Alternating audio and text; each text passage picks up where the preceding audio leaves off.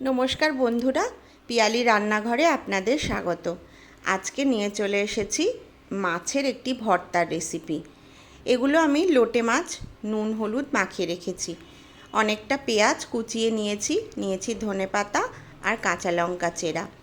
এবার একটা প্যান বসিয়ে আমি এর মধ্যে সর্ষের তেল দিয়ে দেব। একটু বেশি করেই সর্ষের তেল দিতে হবে, কারণ ভর্তা জিনিসটা বেশ মাখো মাখো হবে এবং তেল তেলে হবে, তবেই তো গরম ভাতে ভালো লাগবে।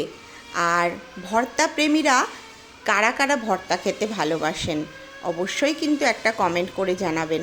নিত্য নতুন রেসিপি পেতে আমার চ্যানেলটি সাবস্ক্রাইব করে সঙ্গে থাকবেন।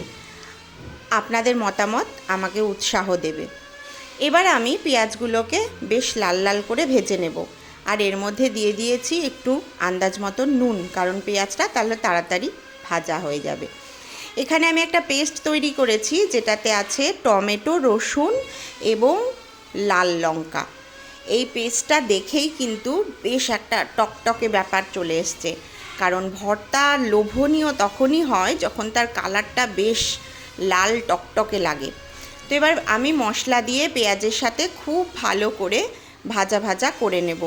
মশলা ভাজা ভাজা হচ্ছে আর মশলা থেকে কিন্তু তেলও ছাড়ছে। এরপরে এর মধ্যে দিয়ে দিয়েছি আন্দাজ মতন হলুদ। এই পেঁয়াজ আর মশলাটা যত ভালো করে কষানো হবে তত কিন্তু ভর্তাগুলো টেস্টি হবে। এবার আমি এটা বেশ অনেকক্ষণ ধরে কষিয়ে নিয়ে দেখছি যখন তেল ছেড়ে ছেড়ে আসছে, এই সময় আমি এর মধ্যে অ্যাড করব মাছগুলোকে।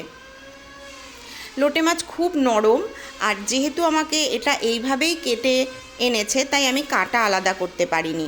আপনারা চাইলে কাঁটাগুলো আগে আলাদা করে নিতে পারেন, কিন্তু আমার লোটে মাছের কাঁটাও খুব নরম বলে খেতে ভালোই লাগে, তাই আমি আর কাঁটাগুলো আলাদা করলাম না।